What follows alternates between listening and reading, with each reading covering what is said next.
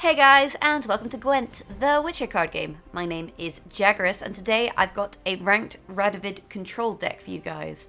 And this is actually based on True Dawn's deck list. I'll have a link to their deck list in the description below, but I've made a few adjustments to it, which I think make it a little bit more successful, for me at least. So this is the deck here.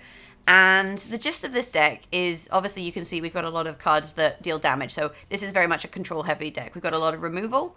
And what we want to do is basically we want to win, ideally win round one, and then lose round two and go into the final round with 3 cards. And the 3 cards are going to be preferably Villain Mirth, the Bloody Baron, and one other card. And the idea behind this is that the Bloody Baron, if this unit is in your deck at the end of the round, place it on the top. Whenever an enemy is destroyed during a round, while this unit is in your deck, boost it by 1. So basically, while it's in your deck, as you kill units, which this deck is going to be doing, this guy gets boosted. So we should be able to get a bunch of points on him.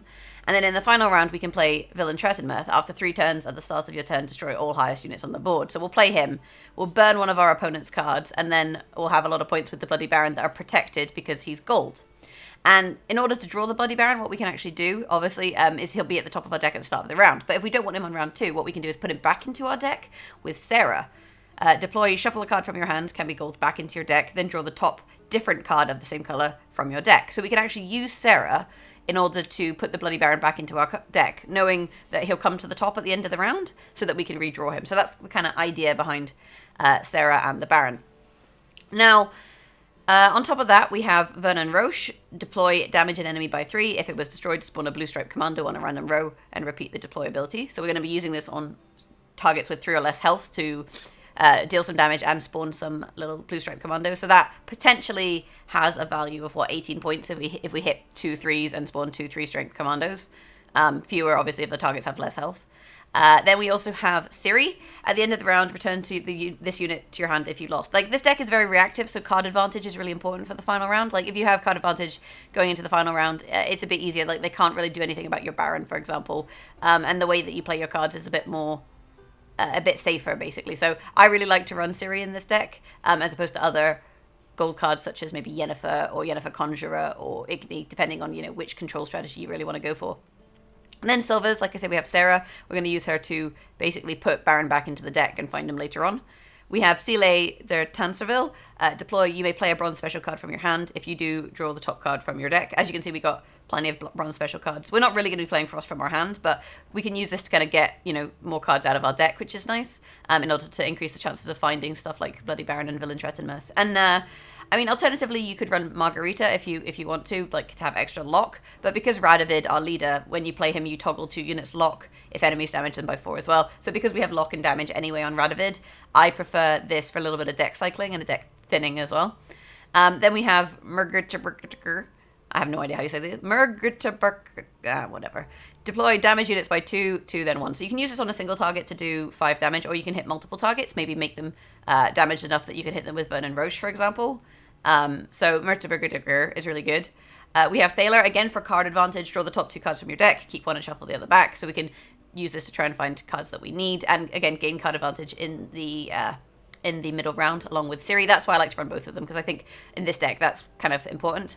We have reinforcements, which we can use to find cards like Thaler, or to find Sarah should we need to find her. We can basically use this to find a card that we need, which is really nice. And then we have Scorch, destroy all the highest units. Like, you can see we're going for a control strategy because we're running Scorch. And we're running Villain Mirth. And I did actually say that I didn't think Villain Mirth would see much play since he was nerfed. And I think that he's seeing a lot less play. I think now you only really see him played in control decks, and that's probably the place that he belongs, whereas previously he was in, a lot of decks just as a final round win condition. So, yeah, that's our silver cards. Then onto our bronze cards. So, obviously, we have our Aretuza Adepts. Play a bronze weather card from your deck, and we're going to use these to draw Frost. And the reason you want to play Frost as opposed to other weather is that Frost damages the lowest unit on the row. And as we want to be killing units, it makes sense to kill the smallest ones, and then the next smallest, because stuff like Fog, it does damage from the top down, so it doesn't usually kill units, whereas Frost is much more likely to kill units. We have our Redanian Knights. Every turn at the start of your turn, if this unit has no armor, boost it by 2 and add 2 armor to it. So this is a really nice counter to weather. If they play weather on us, we can just play Redanian Knights, and they'll get boosted and gain armor, and then the weather will remove the armor, and then they'll get boosted and gain armor. So this is basically our anti-weather strategy, more or less, here. And they're pretty nice.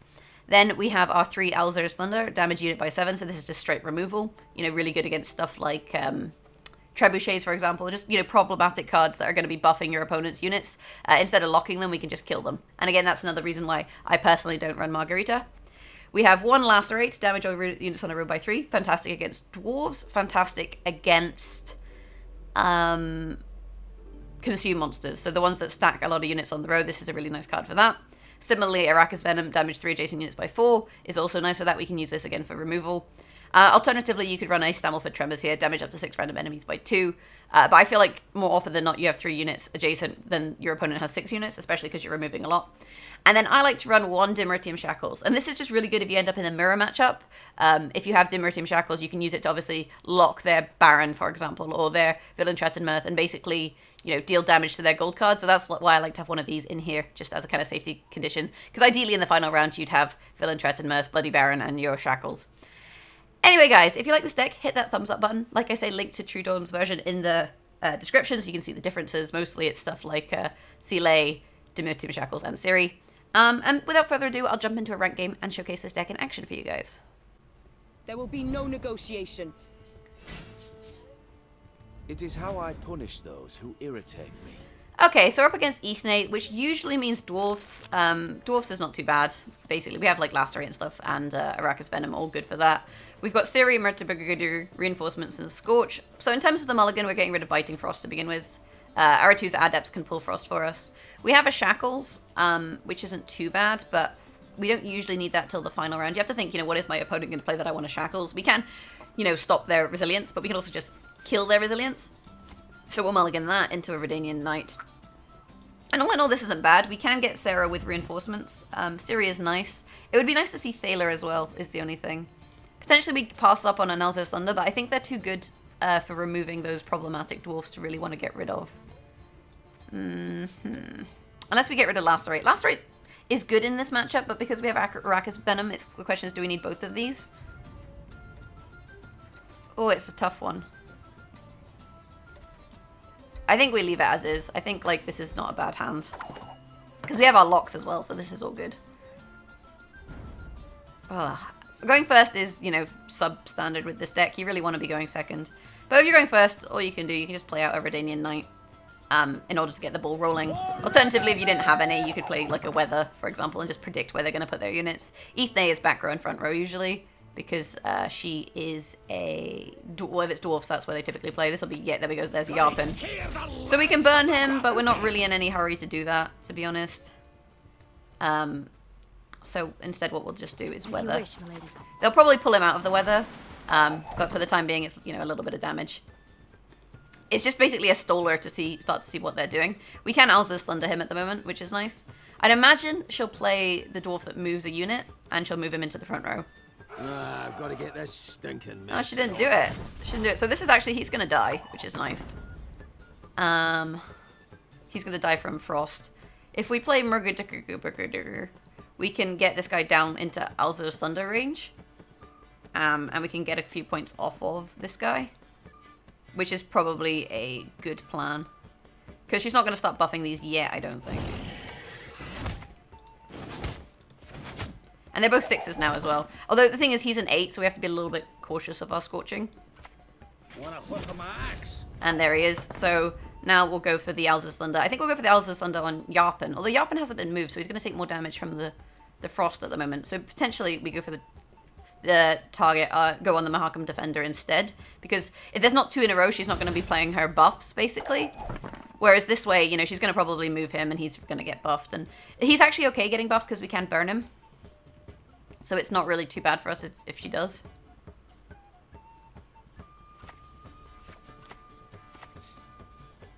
Elven Merc. So Elven Merc isn't ideal for her because she doesn't really want to pull a special card. She wants to move them out of the Weather. And that's not currently happening. And there's Clear Skies, I guess. Yeah, Clear Skies. This is still pretty okay for us, to be honest. I think we zap the back row. We basically want to make it so her units aren't together. This is kind of ideal for us. So if we zap the back row, we can do that.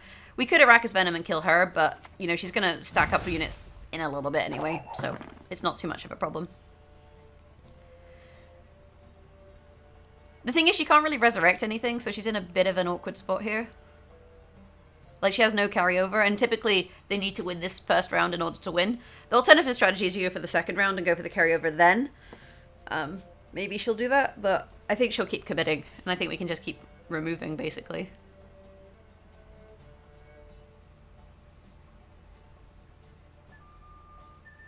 So again, we don't want to Scorch. You know, they've got a 5 out there, so Scorch isn't going to be too good. Radovid does 4 damage, so we can use him to hit both of these, but there's the pass. Okay, so we've got a lot of control going into the next round, which is really nice.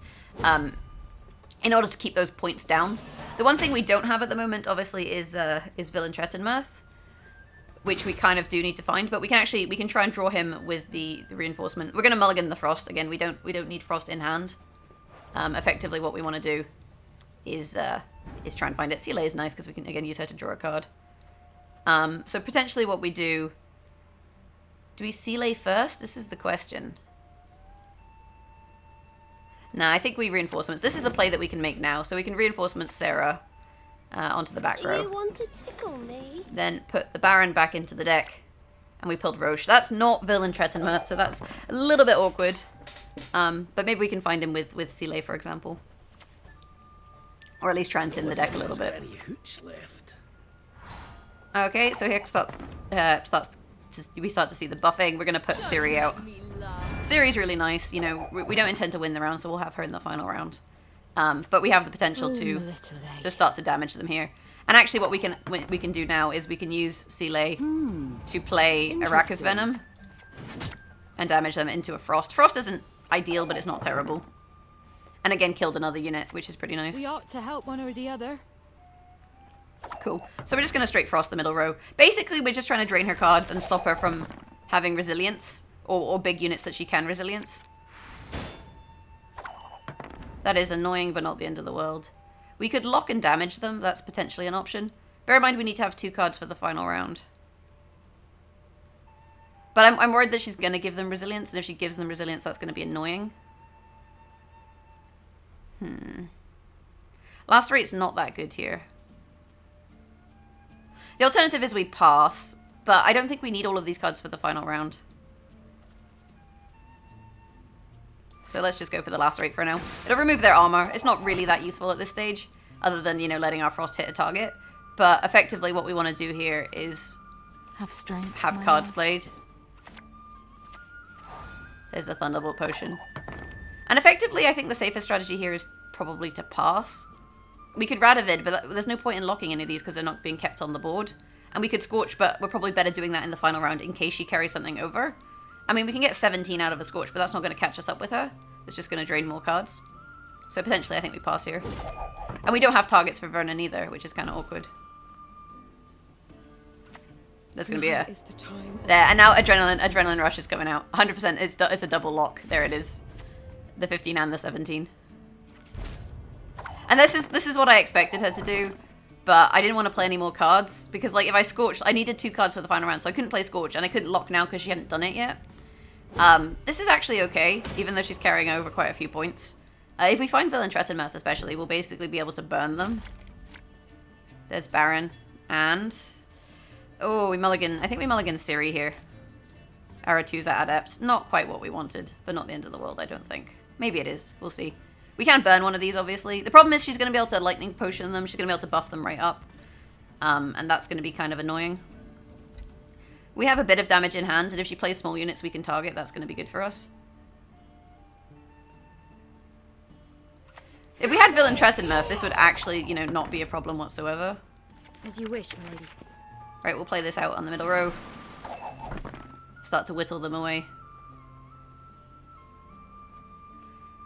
I should target the defender. If I target defender with Radovid, what I can do is I can then Vernon Roche. So let's do that. Men killed for less. So we'll hit this one and this one. Obviously we're burning this one, so we don't want to, you know, damage it at the moment. 33. Let's hurry. Oh, and then Saskia comes out, of course she does, into probably Commander's Horn again, I would have thought. I mean, his marching order is going to be worth more than 8, potentially, if she pulls a dwarf. But what's her weakest dwarf? That is the question. So she should have hit the front row. I don't think we can catch her, unfortunately. There's one. And there's another. We can burn 25 points off her, though. So that's actually pretty decent. Let's get this over with. Okay, we have nothing really good to Igni. So we burn the 25.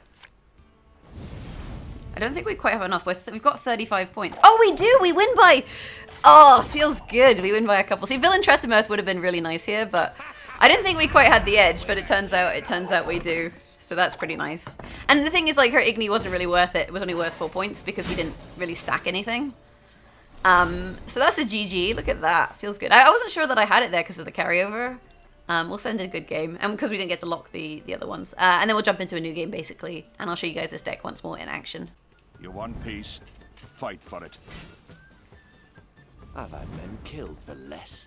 Okay, so we're up against Henselt in a Northern Realms mirror. This is obviously a bigger deck than us. He's got 29 cards versus our 25. We, again, getting rid of Frost into Baron. Do we have anything to get rid of Baron? We don't. I think we just mulligan Baron. We'll find him again later. Into a Scorch, and then I'm thinking we get rid of one of our Redanian Knights. We have a whole freaking Redanian Knight party going on here. Let's get rid of you. Aretuza Adept is nice. We have Villain Tretimurth this time, which is good. And we didn't lose out on the coin toss. We're going second, which is also good. No Ciri and no Thaler, though. We haven't seen Thaler at all, which is interesting. Okay, so there's your K20 Sergeants, and he's going to basically pull out a bunch of K20 Sergeants. 100% that's his plan, is to pull out the K20s. The thing is, if I play this, I'll end up with 8 on the next round, and if I end up with 8 on the next round, I can't scorch all of his 6s. So potentially, for the time being, As you wish, my lady. we just play an Aretuza Adept and Frost the front row. Because basically what he's going to do here is play a bunch of cards that have the same amount of strength. Because he'll Henselt the K20. Fight for it. That's his tactic here. And we didn't really have a good way to... If we had an Elza's Thunder, we would have zapped it. And that'll pull out a bunch of units like so. Stand and fight. And then he has all of these 6s, and then we get a 30-point Scorch. So I don't see a problem here. Let's kill all of your units. Because we have Villain Tretimurth for like future Scorches and stuff, so it's not too bad. In terms of what's going on here, we can actually do 12 points with Araka's Venom here. But for the time being, I think what we will do is play our Redanian Knight. Long live, etc., etc. And he can't really pass here because we definitely can do 12 points of damage. So he's got to be a bit aware of that. But we can play Sealay into Araka's Venom on this back row. Give up now. And that's not too bad. This is an annoying strategy, but we do have a lock in hand. We also have Radovid. So we could potentially play Radovid here. But I actually think what we'll just do is play Dimirtim Shackles. And just none of that. Reinforcements, what are you going for? You're looking for something. Another knight. I can Radovid them. It's just whether I feel like that's the right play. I think we let him have it. We play Sealay Interesting. into the Araka's Venom onto the back row. And then we got Elza's Thunder, so we can potentially zap him. Although now that he's buffed, that's kind of annoying. Not the end of the world, but annoying.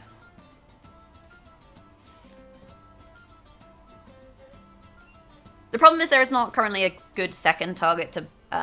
there's not a good secondary target to lock, so I'm a bit loath to use Radovid until I kind of find it.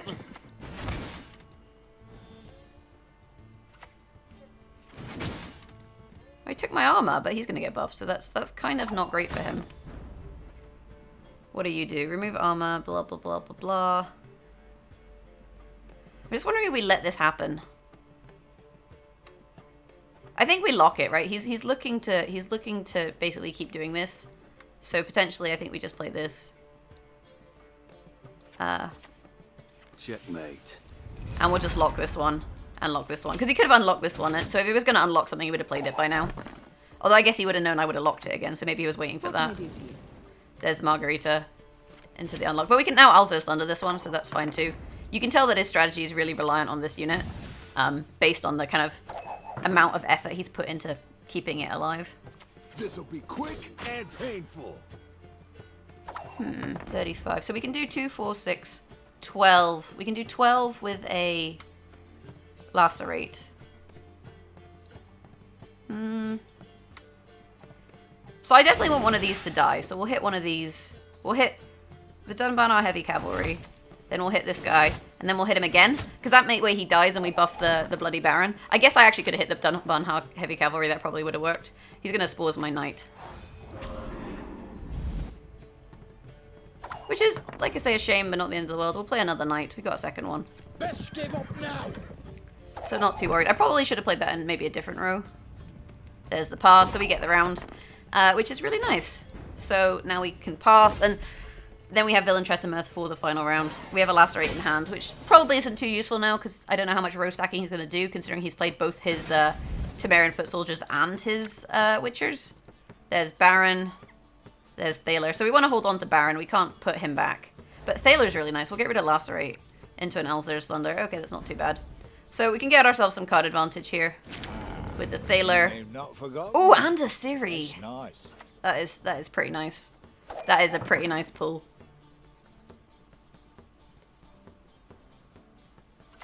Nasty wounds, those. What are you going to resurrect? I'll put back in your deck. Often they put the Witchers back in. But then he doesn't have...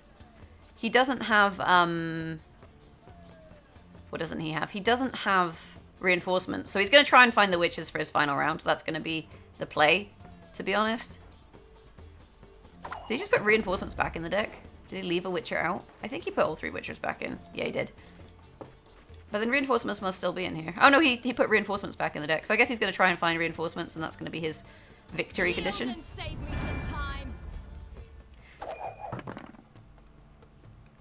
And he knows he's in a really god-awful spot in this at this stage in the game, because we're going to have loads of cards and he's only going to have 2. And this is why I like the Ciri and the Thaler, because this way you definitely draw 1, and if you draw both after winning the first round, it's really nice. So then you can also use the Ciri, also if you want to force a pass on the first round, you can use the Ciri knowing that you have this Thaler as backup.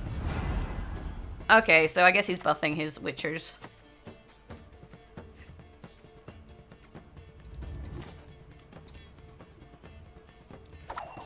So I think we continue to drain cards out of him here. If we play our Elzer's Thunder, then he only has 20 points, which we can catch. So he can't afford to pass. So let's just do that.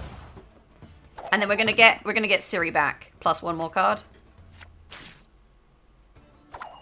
Wow, he played nothing. I think we pass here. You can have it. And we'll have 3 cards over your 1. Well, actually, we'll have 4 cards to his 2. The question here is, does he draw his Witches again? But he can only play 2 Witches if he does, because he only put 2 of them back in the deck.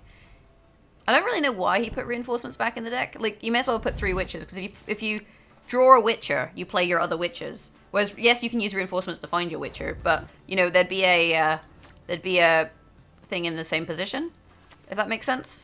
Like, there'd be a Witcher in that position. Oh, he's going to resurrect a Witcher. That makes sense. Oh, that's why I was, like, trying to understand why he was trying to put them back. It's down there.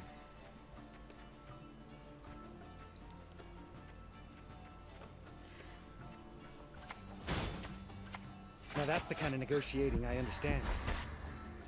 Okay, so he's got a 10 and an 8. I can't make the 10 any smaller. So for the time being, we'll just play Ciri. Yield and save me some time. And then we'll play Villain Tretamurth. I just want to see what his biggest unit is. And I want to basically have control here, which I do. So then you can have Villain Tretamurth. This is for you. And then we can zap this one. So you're going to lose 17 points here, which I think gives us the win without even playing Baron. But we'll see. We need to play Baron anyway so that Villain Tretamurth would trigger. But there's our 15-point Bloody Baron. Last point on Villain Tretamurth ticks. The 10 gets burned. We didn't even need both of these. And we win the game. I like his strategy of like resurrecting Witchers and playing them twice. Like I think that's a really good strategy because the Witchers is a big point swing. But on the flip side, him losing the first round I think is what lost him the game basically. And the fact that we got such a big card advantage with Ciri and with Thaler. And that's, like I say, that's why I like to run both of them, because I think they do give you that advantage, and I think getting that advantage is, you know, really important. So that's kind of why I personally like that strategy. But like I say, I've got a link to True Dawn's deck version in the comments below. This is Control-a-Vid. I couldn't think of a good name, like a good fun name for it, so I just called it Control-a-Vid, which I think is kind of a rubbish name. It's pretty successful in ranked. I find it works pretty nicely. Skellige is probably the deck you have the hardest time with, Queen's Guard, because you can't, in some ways you can't, like, you can't lock them all, and if you kill them, they just bring them back, because they have all the resurrects and stuff, so it can be a bit tricky to get that first round and stuff, and that's where it becomes a bit more problematic. Anyway, guys, thanks for watching. If you've enjoyed this deck guide, hit that thumbs up button. Let me know what other sort of content you want to see from me in the comments below. I've just started a new series called Good Game, where I try out different games that have just come out, like indie games and that sort of thing, and decide whether they get a GG or no GG, you know, like in Gwent. So if it's a good game or not. And I play this game called The End Is Nigh, which is by the guy who made Binding of Isaac, for example. So if you want to check that out, just see what the game is like. It's a little platformer. It's really awesome. Then please do. Beyond that, thanks for watching. Have a fantastic day, and I will hopefully catch you guys next time with another video.